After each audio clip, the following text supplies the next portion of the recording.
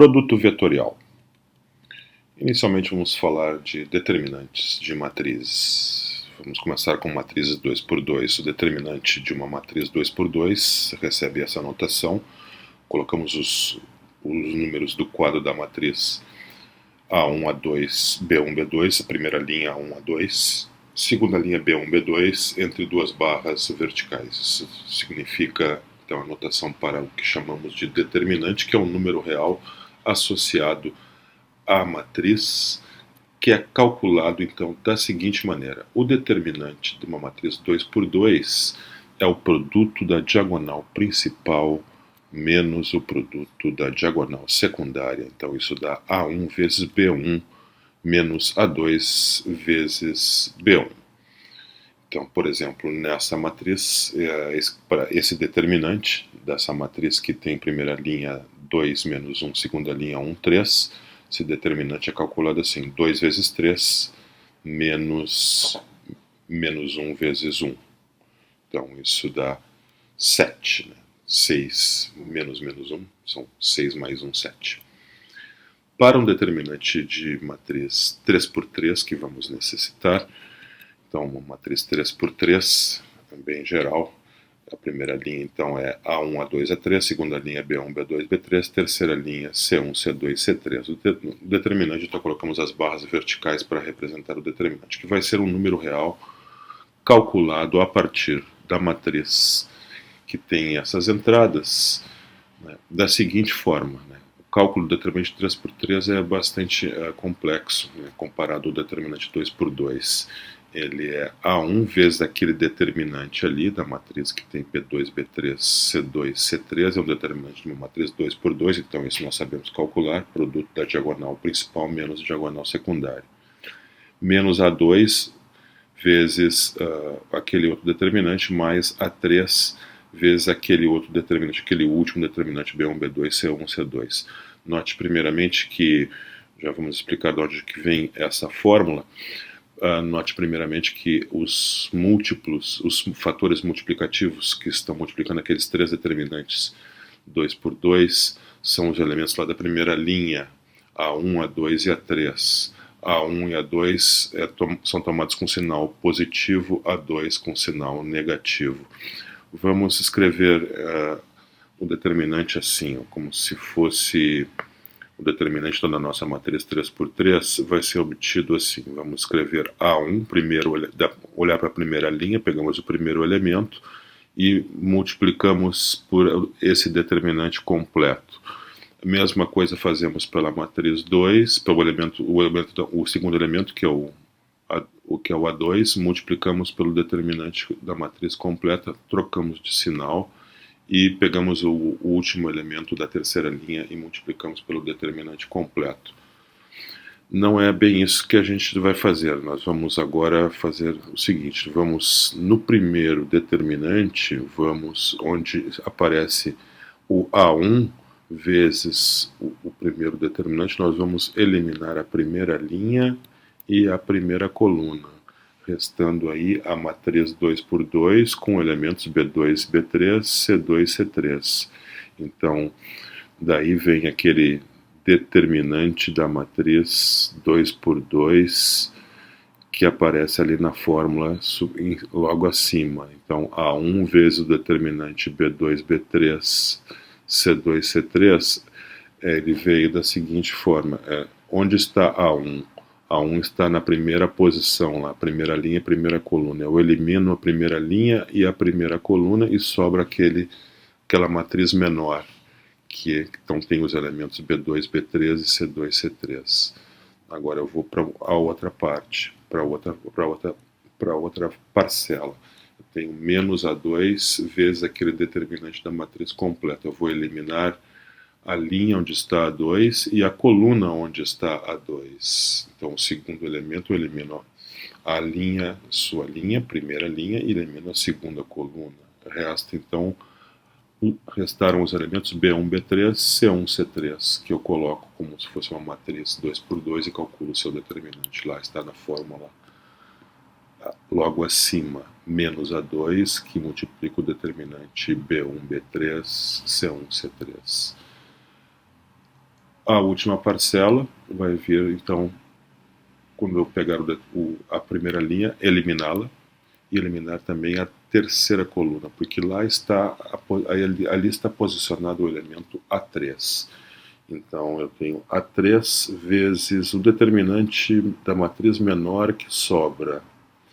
Essa matriz menor é 2 por 2 e sobraram os elementos B1, B2, C1, C2. Então esse é o determinante. A3 vezes B1, B2, C1, C2. Daí que vem então a fórmula para o cálculo do determinante. A gente não precisa decorar então toda aquela expressão ali. Basta então lembrar que na primeira linha eu tenho os elementos A1, A2, A3 e nós pegamos então o primeiro elemento A1, eliminamos a sua linha e coluna, multiplicamos pelo determinante menor que sobra. Pegamos o segundo elemento, trocamos de sinal, menos A2, e eliminamos a sua linha e sua coluna e multiplicamos pelo determinante da matriz menor que sobra. Algo semelhante para o terceiro elemento A3, multiplicamos pelo determinante da matriz menor que sobra quando eliminamos a primeira linha, a terceira coluna. Assim que vamos calcular então o determinante de uma matriz 3 por 3. É um número real associado à matriz, ao quadro, né, de uma matriz 3, ao quadro de números representado então pela matriz 3 por 3.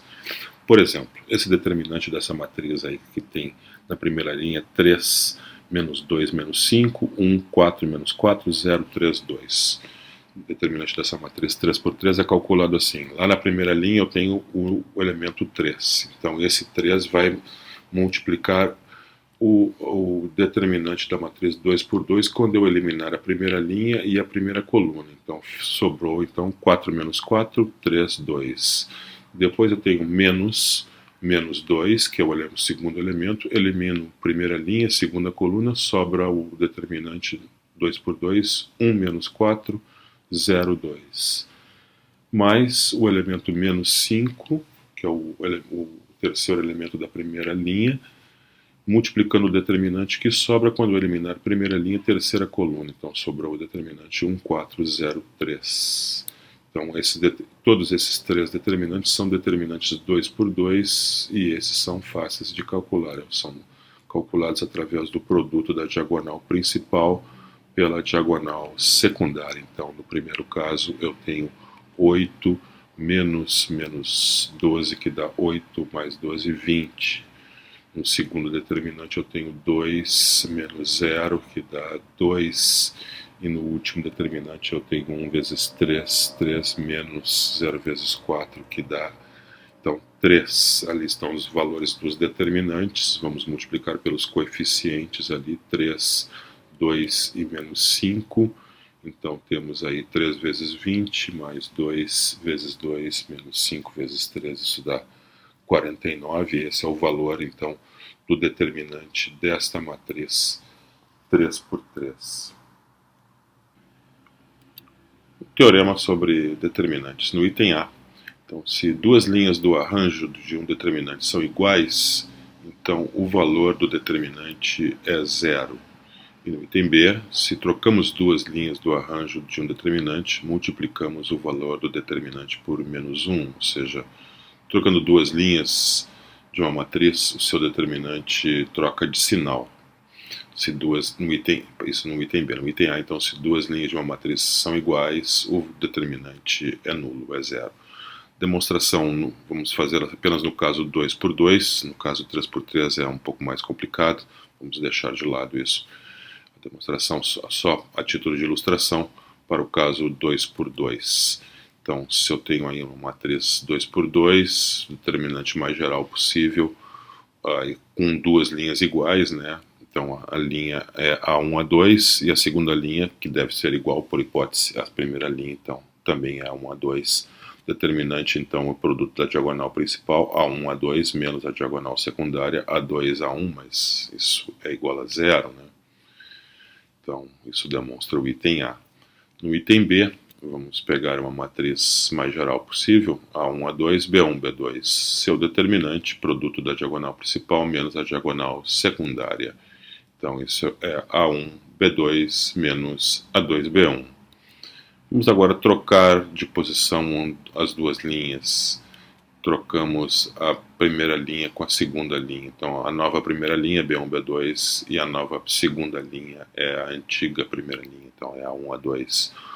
Esse novo determinante, então, é calculado assim: B1, A2 menos B2, A1, diagonal principal, menos produto da diagonal secundária, B1, A2 menos B2, A1, mas isso é menos, exatamente, menos o termo que está acima, ou seja, menos o determinante da matriz que está acima, ou seja, menos o determinante da matriz original. Então demonstramos que no caso 2 por 2, ao menos, se trocamos as linhas de posição, então trocamos o sinal do determinante. Isso também acontece para matrizes 3 por 3, só não vamos demonstrar aqui.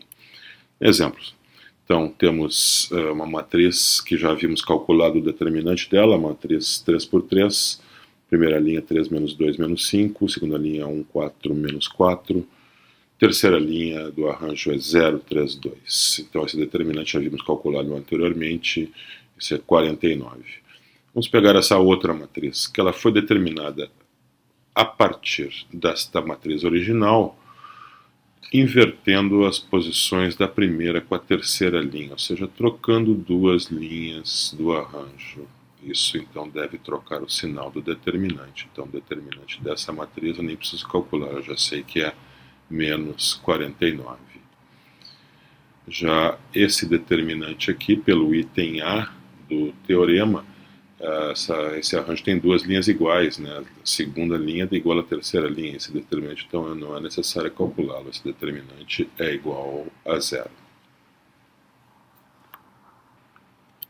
Produto vetorial. O produto vetorial é uma operação entre vetores necessariamente do espaço tridimensional. Então, se temos dois vetores U com componentes U1, U2, U3, e V com componentes V1, V2, V3 no espaço tridimensional, então o seu produto vetorial, que é denotado pela notação, então U vezes V, né, UXV, é o vetor definido da seguinte forma. Então, primeiramente, antes de defini-lo, de observar a fórmula ali abaixo, notamos a frase é o vetor definido pela fórmula. Então, U vezes V, o produto vetorial V, é um vetor e não um número, né? Ao contrário do produto escalar, dessa operação entre dois vetores, que era o resultado era um escalar, um número real. Aqui, o produto vetorial é um vetor que ele é definido assim.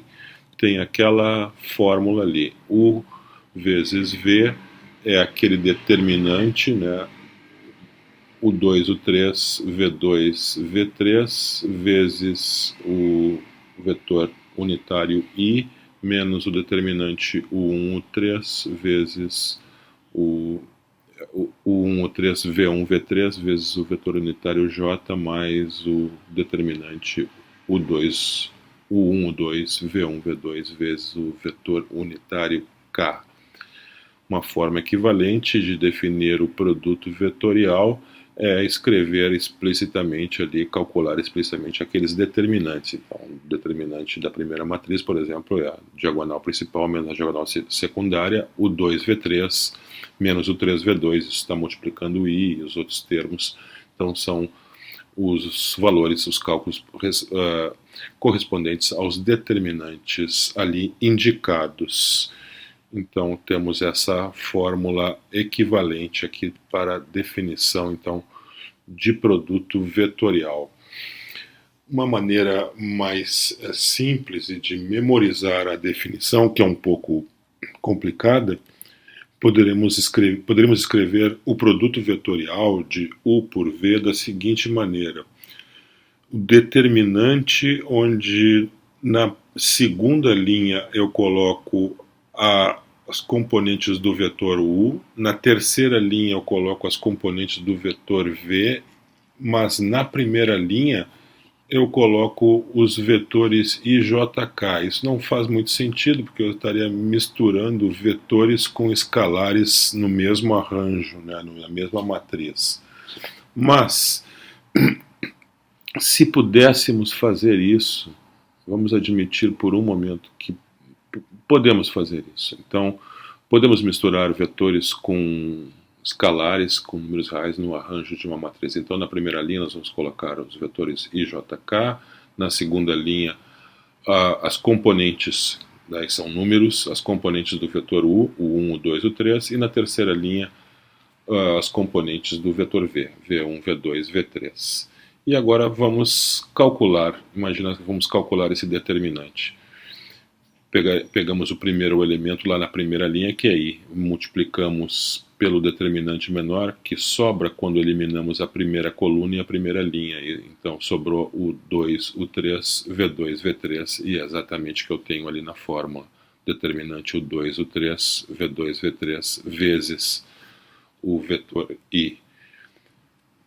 Próximo elemento é o elemento J, tem que trocar de sinal, então menos J vezes o determinante menor que sobra quando eu elimino a primeira linha e a segunda coluna agora. Então sobrando o determinante U1, U2, U1, U3, V1, V3, mais o último elemento da primeira linha que é K, vezes o determinante menor que sobra quando eu elimino então a primeira linha e terceira coluna, sobrando então o determinante do arranjo U1, U2, V1, V2, que é exatamente o que eu tenho ali na fórmula. Então, admitindo que a gente possa misturar no mesmo arranjo vetores com números, essa é uma maneira interessante de memorizar a definição de produto vetorial. Então, vamos a um exemplo. Vamos calcular o produto vetorial U vezes V e o produto vetorial V vezes U desses dois vetores. U é o vetor com componentes 1, 2, menos 2 e V é o vetor com componentes 3, 0 e 1. Vamos primeiro calcular U vezes V, o produto vetorial com V. Então vamos usar uma maneira mais fácil de memorizar a definição, né, que é usando aquele determinante 3 por 3 lá com a primeira linha, onde na primeira linha eu coloco os vetores unitários I, J, K. Na segunda linha, então, eu coloco as componentes do primeiro vetor que aparece, que é o vetor U, e na última linha eu coloco as componentes do vetor V, que é o segundo vetor que aparece. Eu estou calculando U vezes V, a ordem nós veremos que será importante. Então aqui nós temos que, substituindo então as componentes do vetor U ali por 1, 2, menos 2 na segunda linha e componentes do vetor V por 3, 0, 1 na terceira linha, temos esse determinante. Então agora pegamos o elemento I, multiplicamos pelo determinante que sobra quando eu elimino primeira linha e primeira coluna, sobrou então 2 menos 2, 0, 1, menos o elemento J, multiplicando o determinante que sobra quando eu elimino a primeira linha e segunda coluna, sobrou então o determinante 1 menos 2, 3, 1, mais o elemento K, vezes o determinante menor que sobra quando eu elimino primeira linha e terceira coluna. Sobrou então o determinante 1, 2, 3, 0. Agora esses determinantes 2 por 2 são simples de serem calculados. O primeiro determinante então é 2 vezes 1, produto da diagonal principal, menos diagonal secundária, tem um elemento 0 ali, então isso é simplesmente 2 menos 0, é 2. O segundo determinante é 1 vezes 1 menos 2 vezes 3, então isso dá 1 mais 6, que dá 7. E no terceiro determinante eu tenho 1 vezes 0, que dá 0, menos diagonal secundária, 2 vezes 3, então dá menos 6. Substituindo os determinantes por aqueles valores ali, 2, 7 e menos 6, temos então o vetor U vezes V. O produto vetorial com V é o vetor 2i menos 7j menos 6k. Agora vamos calcular o vetor V vezes U. Maneira então de memorizar a fórmula é usar o determinante 3 por 3. Na primeira linha eu coloco os vetores unitários de jk. Agora na segunda linha eu coloco as componentes do primeiro vetor. O primeiro vetor é V agora, não U. Primeiro, eu estou fazendo o cálculo de V vezes U, então o primeiro vetor é V, o segundo é U. Na terceira linha, então, eu coloco as componentes do segundo vetor, que é U. Então, estão ali o 1, o 2 e o 3. Então, substituindo, ou não, nem vou substituir, eu vou simplesmente observar que esse é um determinante 3 por 3 e ele pode ser obtido a partir do determinante do produto vetorial de U por V, simplesmente trocando a segunda com a terceira linha. Então, observe que eu posso simplesmente dizer que o nosso produto vetorial V vezes U, aquele determinante ali, ele é menos aquele outro determinante JK U1, U2, U3, V1, V2, U3, porque a segunda linha foi trocada com a terceira, então troca o sinal do determinante. Mas aquele último determinante nada mais é que o produto vetorial de U por V. Então, acabamos de mostrar que em qualquer circunstância o produto vetorial não é comutativo, ele é anticomutativo, no sentido que V vezes U não é bem igual a U vezes V, V vezes U é menos U vezes V. No caso, então, do produto vetorial. Portanto, no nosso exemplo, V vezes U é menos o vetor que foi encontrado anteriormente, 2i menos 7j menos 6k. Então, troco o sinal de todas as componentes. V vezes U é esse vetor aí, menos 2i mais 7j mais 6k. Temos este teorema sobre propriedades algébricas do produto vetorial. Então, se U, V e W forem vetores no espaço tridimensional e A for um escalar, então temos as seguintes propriedades algébricas. A primeira já havíamos demonstrado anteriormente, né? Já havíamos visto então que o produto vetorial ele não é comutativo, ele é anticomutativo no sentido então que U vezes V é menos V vezes U. Propriedade B é a propriedade, então já que pelo menos se não é comutativo, o produto ele se distribui em relação à soma. Então U vezes a soma V mais W, então eu posso distribuir o produto assim, U vezes V mais U vezes W. Então essa é uma propriedade distributiva do produto em relação à soma. Como o produto multiplicar à esquerda é diferente de multiplicar à direita, né? U vezes V é diferente de V vezes U, então ali eu usei U multiplicando à esquerda.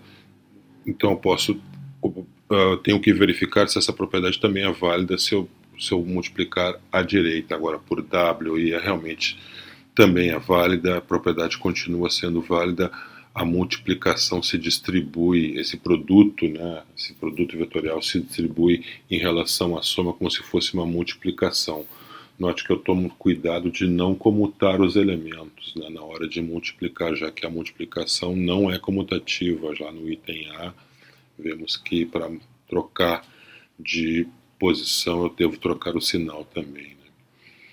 Propriedade D, propriedade relacionada à multiplicação por escalar, no escalar multiplicando esse vetor U vezes V, né, que é um vetor, né, U vezes V, então esse escalar não causa problema nenhum, eu posso colocá-lo lá fora da operação do produto vetorial, eu posso colocá-lo junto com o vetor U, então multiplicá-lo por U e depois fazer o produto vetorial com V, ou posso primeiro multiplicar o escalar por V e depois fazer o produto vetorial por U, né, sempre mantendo a ordem, né, já que não podemos trocar a ordem, não podemos comutar. Propriedade E diz que o produto vetorial com o vetor nulo é a mesma coisa, aí sim podemos comutar nesse caso, porque neste caso o produto vetorial é zero, né, então essa é uma outra propriedade trivial, é do produto vetorial. Propriedade F é a propriedade que o produto vetorial de U por ele mesmo é o vetor nulo. Então, essa propriedade F e a propriedade A eu salientei uma cor diferente, a cor laranja, e as outras na cor azul são as propriedades mais naturais, né? E as propriedades em cor azul são as propriedades que a gente esperava, né? A propriedade da distributividade do produto em relação à soma, né? Do elemento neutro, do vetor nulo, que multiplicando o U, tanto U vezes zero quanto zero vezes U deve dar zero. Essas são as propriedades naturais, que de certa forma é um pouco surpreendente, né? A primeira propriedade, então, que o produto vetorial não é comutativo, e essa propriedade F, né, que é o produto vetorial de um vetor por ele mesmo, então dá o vetor nulo. Então, essa é a propriedade F, então isso fecha essas 6 propriedades algébricas do produto vetorial. Uma observação sobre produto vetorial dos vetores unitários IJK. Se fizermos o produto vetorial I vezes J, isso deve dar K. Se fizermos o produto vetorial J vezes K, esse dá o vetor unitário I. E fazendo o produto de K por I dá o vetor J. É claro, invertendo a ordem do produto, né? Trocando a ordem do produto, trocamos o sinal do resultado. Essa é a propriedade da anticomutatividade, a propriedade A do teorema acima. Para um diagrama para ajudar a memorizar esses resultados envolvendo o produto vetorial dos vetores unitários básicos e JK, podemos usar esse triângulo que colocamos as letras I, J, K nos vértices, colocamos setas unindo de I para J, de J para K e de K para I, né, fechando o triângulo. Assim, o produto vetorial de, por exemplo, de J para K, eu vou de J para K, então estou seguindo na direção positiva, e o produto vetorial de J para K é a próxima letra, é a letra I. Se eu vou na direção negativa, por exemplo, o produto vetorial de J para I, estou indo na direção negativa, contra a seta, então isso não dá exatamente a letra que está faltando, e sim menos a letra que está faltando, então dá menos K, portanto J vezes I é menos K. E assim por diante em todas as outras situações, né, usando esse triângulo é fácil aí de não se perder com essas propriedades básicas do produto vetorial dos vetores básicos, né, dos vetores perpendiculares unitários IJK.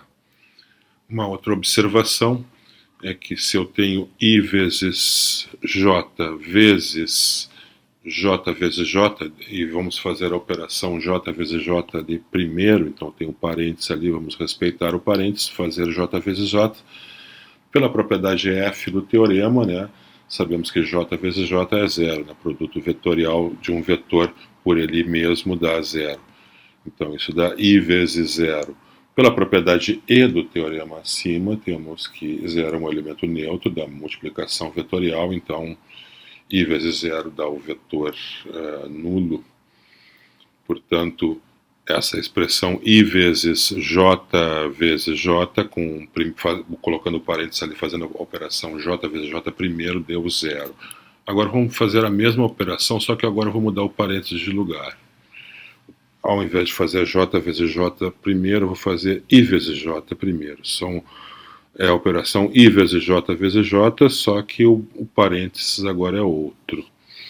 Então, se eu tivesse associatividade, esse resultado deveria ser zero. Mas note o seguinte, né, que I vezes J, né, é K, né, usando o triângulo ali, né, I vezes J é K. Então, isso é K vezes J. Então, usando o triângulo K vezes J, eu estou indo na direção contrária, então isso dá menos I. Então, se eu mudando o parênteses de lugar, o que aconteceu? O produto desses mesmos termos, o produto vetorial desses três vetores I, J, K, agora deu um outro valor, deu menos I, que certamente não é zero, né? consequência dessa observação aí é que esses dois vetores são diferentes, então não vale a associatividade, né? I vezes J, colocando o parênteses no termo J vezes J primeiro, é diferente de I vezes J multiplicando I vezes J primeiro, depois multiplicando o resultado por J.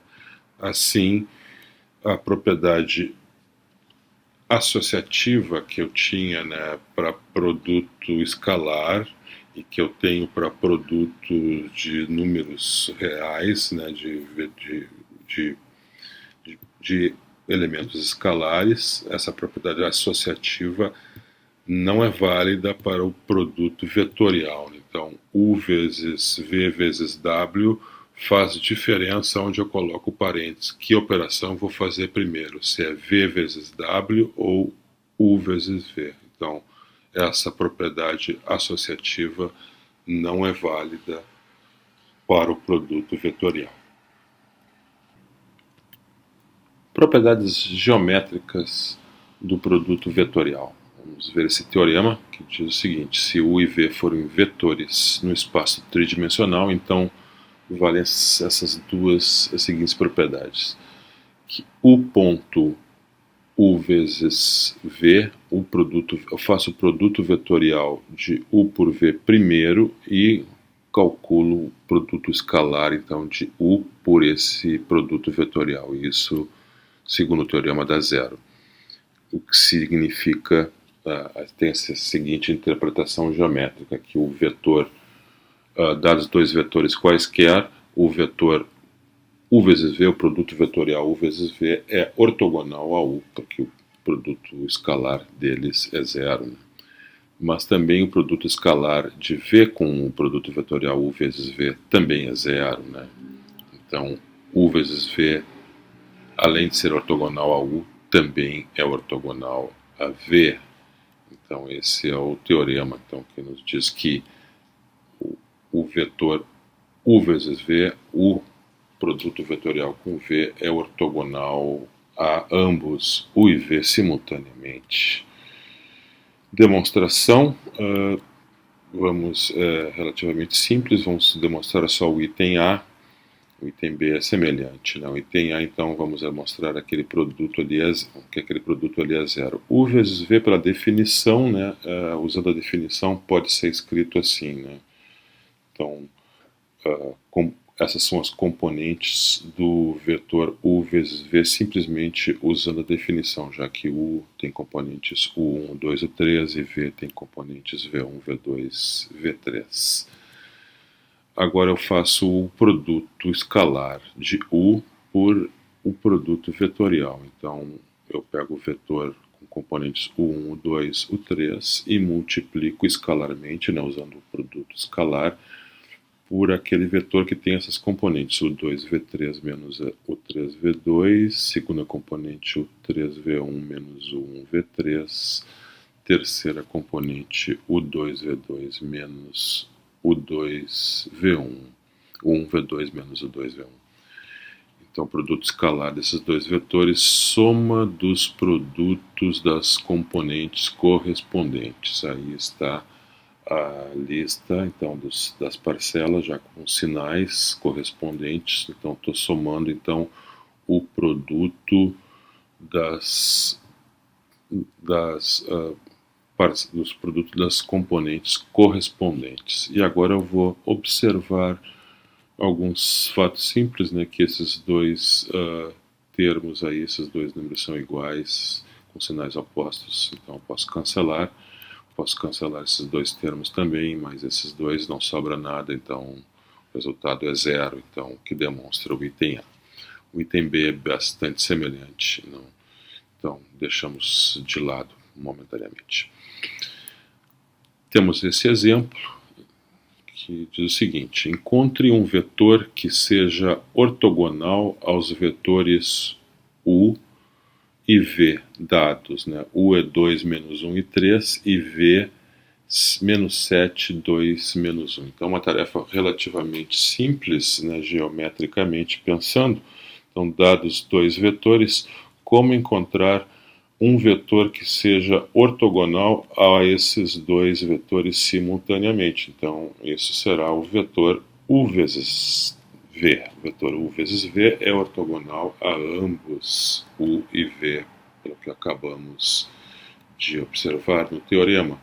Então, U vezes V, pela regra de cálculo, né, pela definição, uma maneira de memorizar a definição, esse determinante com a primeira linha são os vetores unitários IJK, segunda linha componentes do vetor U, terceira linha componentes do vetor V.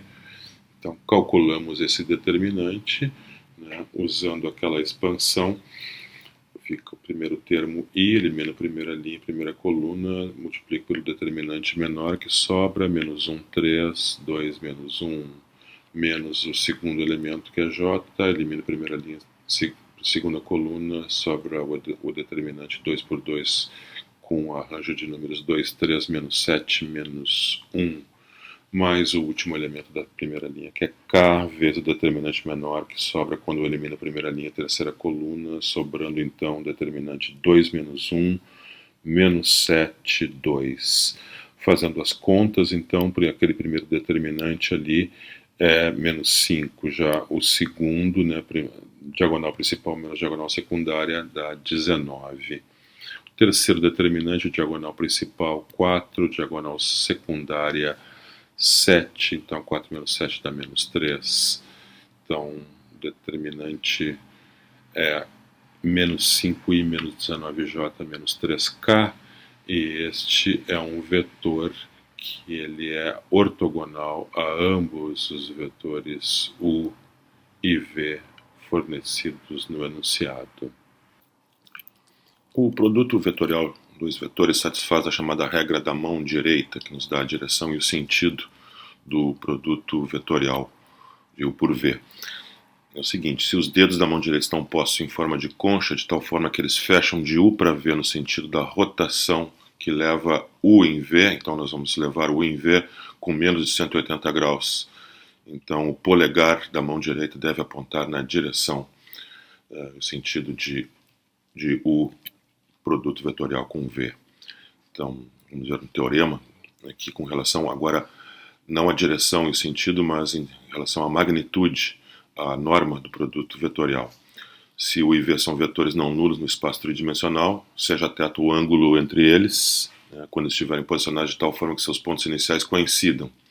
Então, a norma do produto vetorial de U por V é o produto das normas dos vetores vezes o seno do ângulo formado por eles. Vamos à demonstração desse resultado. Vamos escrever o lado direito da igualdade que nós queremos demonstrar, produto das normas vezes o seno de θ.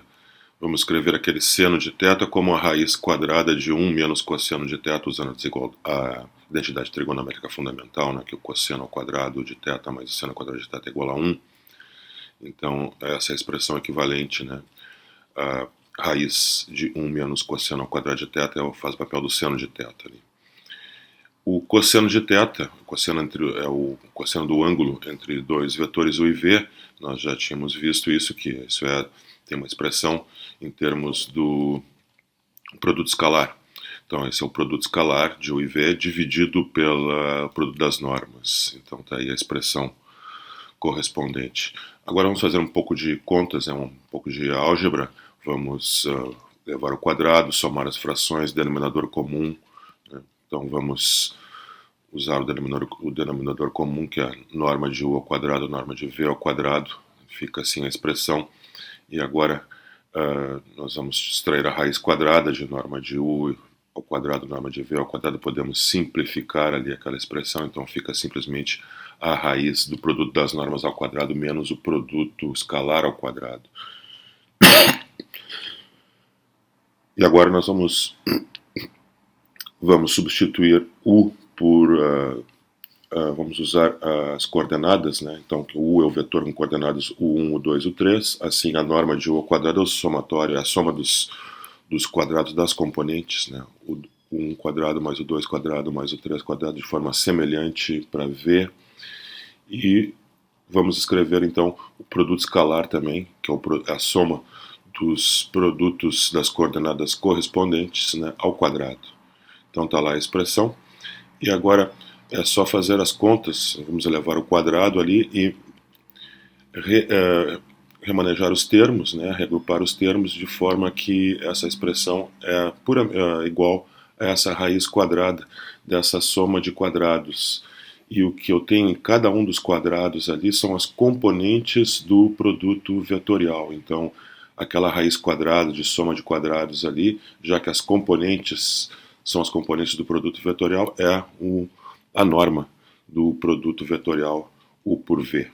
Então, com algebrismo, com manipulação algébrica, chegamos ao resultado. Então, a norma do produto vetorial é o produto das normas dos vetores vezes o seno do ângulo formado por eles. Um teorema sobre a interpretação geométrica do produto vetorial. Então, se U e V são vetores não nulos no espaço tridimensional, seja θ o ângulo entre esses vetores, quando estiverem posicionados de tal forma que seus pontos iniciais coincidam. Então, no item A área do paralelogramo, que tem U e V com lados adjacentes, é a norma do produto vetorial de U por V. E o item B diz: se o produto vetorial é zero, se e somente se os dois vetores forem paralelos, isto é, se eles forem múltiplos um do outro, né? Então, U vezes V é zero, o produto vetorial de U por V é o vetor nulo, se e somente se U e V forem paralelos. A demonstração é bem simples. No item A estão os dois vetores e o paralelogramo gerado por eles, lados dos vetores norma de U e norma de V, os lados do paralelogramo, né? O ângulo formado entre os vetores dá o ângulo do paralelogramo, ali θ. A base do paralelogramo é norma de U, né? Mas a altura não é a norma de V, a altura sim é o comprimento daquele segmento pontilhado ali, que é norma de V vezes o seno de θ, já que o segmento é o lado oposto ao ângulo θ, né, naquele triângulo retângulo ali, onde a norma de V é a hipotenusa, né?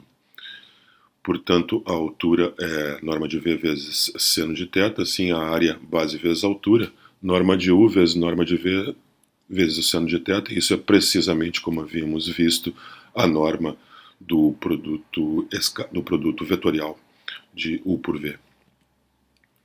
No item B, a norma do produto vetorial é o produto das normas vezes o seno, né? Isso já havíamos visto.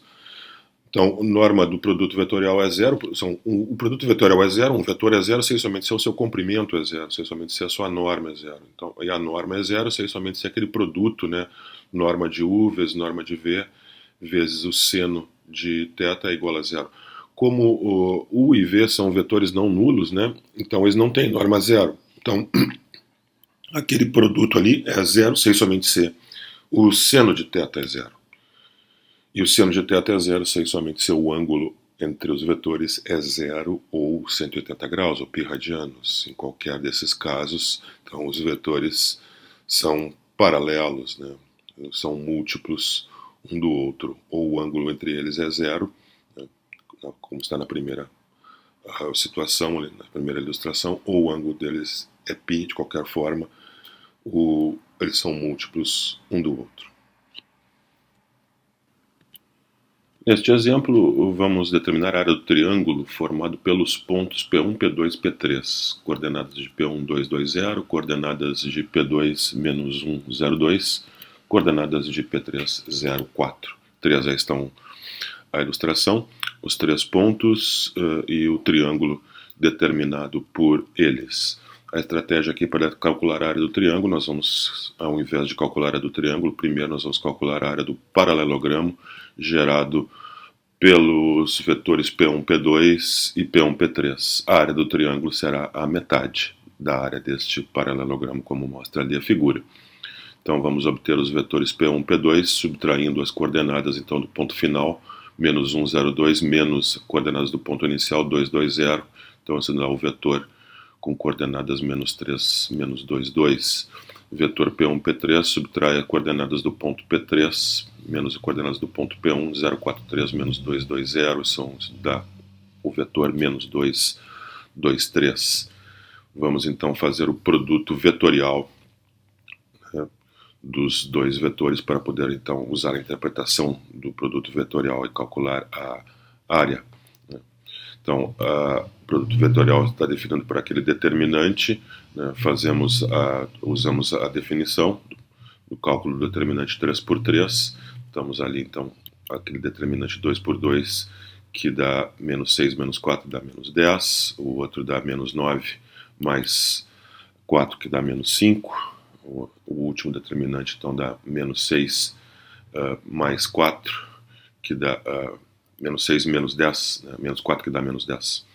Então o produto vetorial de P1, P2 por P1, P3 é aquele vetor menos 10, menos 5, menos 10, ou seja, menos 10i, menos 5j, menos 10k. A área do paralelogramo gerada por esses dois vetores, né, é a norma, né, do produto vetorial. Então, calculamos a norma, aí está temos as coordenadas do produto vetorial, está ali menos 10, menos 5, menos 10, então menos 10 ao quadrado, mais menos 5 ao quadrado, mais menos 10 ao quadrado, a soma dos quadrados, extraímos a raiz quadrada disso, então dá a raiz de 225, que é 15. Então, 15 é a área do paralelogramo gerado por P1, P2, P1, P3. A área do triângulo é a metade da área do paralelogramo, então é 15 meios. Produto misto. Produto misto é uma operação entre três vetores no espaço tridimensional. Então, vamos supor que temos três vetores U, V e W com as suas correspondentes componentes ali. Produto misto de U, V e W, então é definido assim, é U ponto V multiplicado por W. Então, primeiro eu faço o produto vetorial de V por W e depois pego esse resultado e faço o produto escalar dele pelo vetor U. Então, essa é a definição do produto misto. O resultado, então, dessa operação é um número real, né? Já que no final eu tenho um produto escalar para ser realizado. O produto vetorial é realizado primeiro e, por último, eu faço o produto escalar que me dá um resultado de um número real. Vamos simplificar, vamos observar que essa definição ela tem uma propriedade bem interessante na hora de calcular o produto misto. Vamos colocar aí a definição do produto misto, U ponto V vezes V. Então, vamos escrever as componentes. Ali está ali o 1i mais o 2j mais o 3k. Esse é o vetor U. Vou fazer o produto escalar pelo produto vetorial. Ali está o produto, dentro do parênteses está o produto vetorial de V por W. Né? Então, aquele determinante 2 por 2 vezes I menos o outro determinante vezes J e assim por diante. Temos aí a expressão, então, do produto vetorial V por W. Agora o que nós vamos fazer? Vamos efetuar o produto escalar. Então vamos fazer a soma dos produtos das componentes correspondentes. Então a primeira componente no primeiro termo é U1, a primeira componente no segundo termo, no segundo vetor é aquele determinante V2, V3, W2, W3. Então eu tenho o produto U1 vezes esse determinante. E da mesma forma eu faço os demais produtos, né? O 2 vezes menos aquele determinante V1, V3, W1, W3 e finalmente o 3 vezes aquele determinante V1, V2, W1, W2. Então essa é a expressão para o produto misto. Mas se nós olharmos atentamente a expressão que nós temos lá do lado direito, nós podemos lembrar que essa é precisamente a definição de determinante 3 por 3 daquele arranjo ali onde eu coloco os vetores U, V e W, as componentes dos vetores U, V e W na primeira, segunda e terceira linhas, né, do determinante 3 por 3. Então, dessa forma, o produto misto, né, ele pode ser calculado de forma mais simples, né, direta, um atalho, né, para o cálculo do produto misto, calculando simplesmente o determinante dessa matriz, onde eu coloco na primeira linha as componentes do vetor U, a segunda linha as componentes do vetor B e na terceira linha as componentes do vetor W. Um exemplo, vamos calcular o produto misto desses três vetores. Aí, U é 3i menos 2j menos 5k, V é I mais 4K menos 4K e W 3J mais 2K. Então, produto misto, pela interpretação ali como sendo um determinante, 3 por 3, coloco as componentes do vetor U na primeira linha, as componentes do vetor V na segunda linha, né? E as componentes do vetor W, 0, não existe a componente do I, né? Então 0, 3 e 2, componentes do vetor W na última linha. Agora o cálculo do determinante, então é 3 vezes o determinante que sobra quando eu elimino primeira linha, primeira coluna, então sobra 4 menos 4, 3 e 2, menos o menos 2 vezes o determinante que sobra quando eu elimino primeira linha, segunda coluna, mais o determinante do menos 5 vezes o determinante que sobra quando eu elimino a terceira coluna e a primeira linha. Então vamos ao cálculo dos determinantes ali, eu tenho 4 vezes 2, 8, mais 12, 20. Depois eu tenho 1 vezes 2, menos 0. E 1 vezes 3, menos 0. Então, substituindo aqueles números pelos determinantes ali, temos 3 vezes 20, mais 2 vezes 2, menos 5 vezes 3. Então, isso dá 49. Esse é o resultado para o produto misto desses 3 vetores. Propriedades geométricas do produto misto.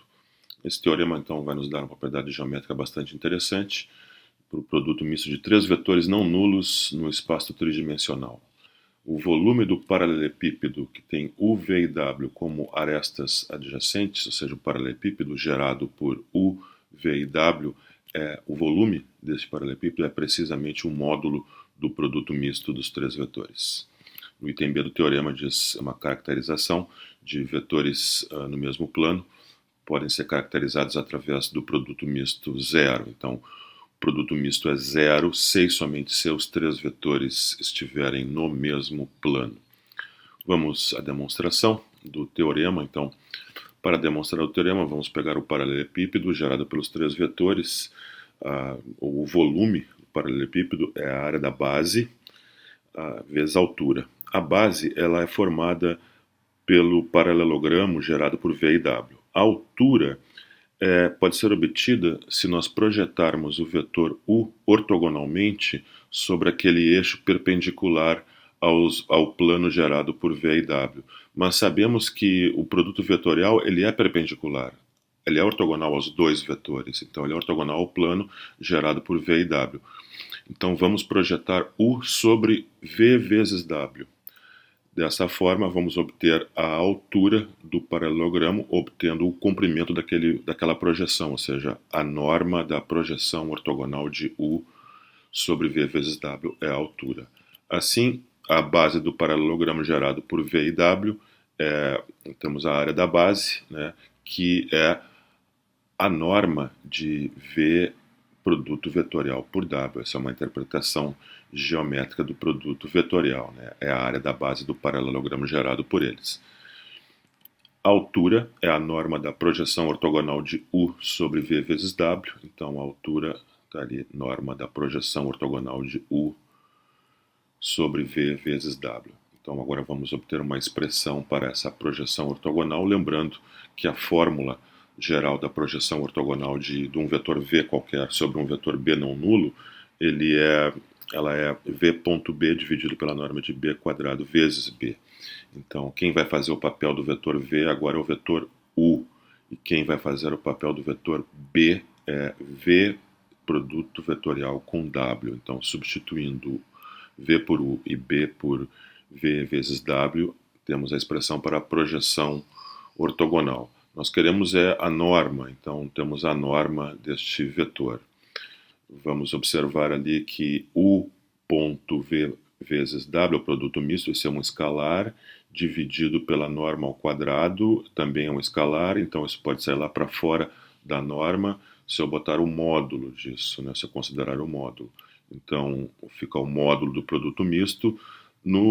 Aquele termo ao quadrado não precisa módulo, porque ele já é positivo.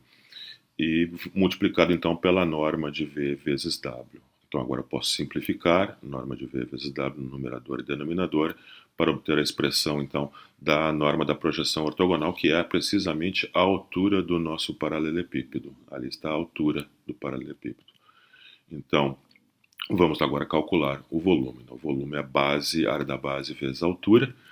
A área da base é norma de V vezes W, altura, módulo do produto misto dividido pela norma de V vezes W. Então, simplifico a norma de V vezes W, né, obviamente, e obtenho, então, que o volume é o módulo do produto misto, como queríamos demonstrar. No item B, observamos que U, V, W estão no mesmo plano, né, estarão no mesmo plano, se e somente se o paralelepípedo gerado por eles for degenerado, ou seja, tiver volume zero. E o volume é o produto misto, então isso acontece se e somente, é o módulo do produto misto, isso vai acontecer se e somente se o produto misto for zero. Então, o fato do produto misto do vetor ser zero caracteriza, então, eles estarem sobre o mesmo plano. Os três vetores são coplanárias. Propriedades algébricas do produto misto. O produto misto de três vetores U, V e W, então tem essa caracterização definida por dada por esse determinante, né? Coloco os vetores, as componentes dos vetores como linhas do arranjo matricial. Então, primeira linha o vetor U, segunda linha o vetor V, terceira linha o vetor W. Vamos usar propriedades do determinante, vamos inverter a primeira com a terceira linha, vamos trocar de posição a primeira com a terceira linha, então isso troca o sinal do determinante, como sabemos, né? Trocando duas linhas de posição, troca o sinal do determinante. Agora vamos trocar a segunda com a terceira linha, então vamos mais uma troca de sinal, então fica menos 1, ou seja, menos 1 ao quadrado, vezes esse outro determinante. Então, ou seja, esses dois determinantes são iguais, já que menos 1 ao quadrado dá 1. Mas aquele determinante ali com W na primeira linha, componentes de U na segunda linha, componentes de V na terceira linha, pode ser caracterizado como um produto misto. Né? Esse é um produto misto W.U vezes V. Então, um produto misto de V por U, W nesta ordem. Né? Então, conclusão, produto misto UVW é a mesma coisa que o produto misto VUW, produto misto UVW é a mesma coisa que o produto misto WUV. Agora vamos pegar de novo o produto misto UVW. Vamos agora trocar de posição a primeira com a segunda linha. Isso troca o sinal do determinante e agora trocamos segunda e terceira linha mais uma vez. Então voltamos ao mesmo valor, então, ao mesmo sinal positivo, só que agora tem um outro determinante, onde os componentes de V aparecem na primeira linha, componentes de W na segunda, componentes de U na terceira. Então esse é o produto misto V por W por U.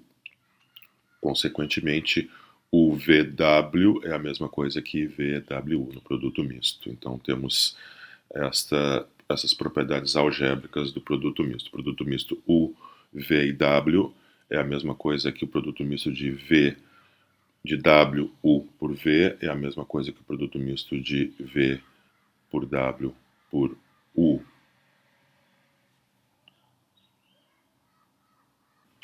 Momentos e movimento rotacional no espaço tridimensional. Os produtos vetoriais são importantes para a caracterização de movimentos rotacionais. Vamos ver esse exemplo aqui, que é bastante útil. Temos uma esfera centrada no ponto P e uma força F é aplicada na superfície esférica exatamente no ponto Q. Então essa força ela forma um ângulo, nesse vetor F tem um ângulo θ com o vetor PQ, né? O vetor radial PQ. Então nós temos uma força aplicada no ponto Q da superfície esférica. Como o ângulo não é zero, vai causar uma rotação, né, em torno daquele eixo lá, como mostra a figura. Essa força vai causar uma rotação e também do movimento linear. A rotação será causada pela componente F2, enquanto o movimento linear será causado pelo componente F1. Então vamos fazer a decomposição de F na soma de componentes ortogonais, F1 e F2. Né? F1 é a projeção ortogonal de F sobre o vetor PQ, né? Enquanto que F2 é a componente de F que é ortogonal ao vetor PQ. F1, essa força, essa componente F1, ela age ao longo da reta que passa pelo centro da esfera, portanto contribui apenas para a aceleração linear, mas não causa nenhuma rotação na esfera. Já a força F2 é tangente ao círculo, com centro em P, no plano de F do vetor PQ. Logo, ela causa a rotação da esfera em torno do eixo perpendicular a esse plano. Então, a rotação será causada por essa componente F2. A tendência de rotação da esfera, então, é a magnitude da força, né, vezes a distância ao centro. Né? Quanto maior a distância ao centro, maior será a tendência à rotação. Então, a distância ao centro, norma do vetor PQ, né, o comprimento do vetor PQ. A magnitude da força, então, é a norma de F2, dessa componente, né, ortogonal ao vetor PQ, norma de F2. A norma de F2, a norma de F2 pode ser obtida em termos da norma de F, né, e do ângulo θ. Né? Norma de F2, a norma de F1 é a norma de F vezes o cosseno de θ, e a norma de F2 é a norma de F vezes o seno de θ. Então está ali a norma de PQ vezes norma de F vezes seno do ângulo formado pelos vetores PQ e F, mas isso é precisamente, né, como já vimos, a norma do produto vetorial de PQ por F. Então, essa é a norma do produto vetorial do vetor PQ pelo vetor F. Então, nós temos aí a norma do produto vetorial de PQ por F, é o momento escalar, chamado momento escalar, ou torque de F sobre o ponto P. Enquanto que o vetor PQ, produto vetorial com F, então é chamado de momento vetorial ou vetor torque de F sobre o ponto P. A direção e o sentido desse produto vetorial são determinados pela regra da mão direita. Então, ali está a regra da mão direita sendo usada. Eu coloco o vetor, translado o vetor F, né, para o ponto P, né, para que tenhamos F e P com os pontos iniciais no mesmo ponto, né, F e PQ, e aí uso a regra da mão direita, coloco os dedos em concha, movimento PQ na rotação em direção a F e a direção e sentido do produto vetorial, então do torque vetorial, é dado então pela regra da mão direita. Então aponta no sentido que é perpendicular aos dois vetores, e a rotação, né, é feita usando os dedos da mão direita. Neste exemplo, a figura mostra uma força F de 100 newtons aplicada na direção z positiva no ponto Q de coordenadas 1, 1, 1 de um cubo, cujos lados têm 1 metro de comprimento. Admitindo que o cubo esteja livre para rodar em torno da origem, ou em torno do ponto P, coordenada 0, 0, 0, determine o momento escalar da força sobre P e descreva a direção da rotação. Então, nós vamos obter o vetor PQ, né? PQ é a diferença das coordenadas dos pontos finais Q, ponto inicial P, então 1, 1, 1 menos 0, 0, 0 dá 1, 1, 1. A força F é uma força de magnitude 100 newtons, é aplicada na direção Z, então ela tem componentes x e y zero, ou seja, o vetor F é o vetor 0, 0, 100, né? 100 é a magnitude, então, desse vetor, toda ela, a magnitude está direcionada na direção Z, né, positiva.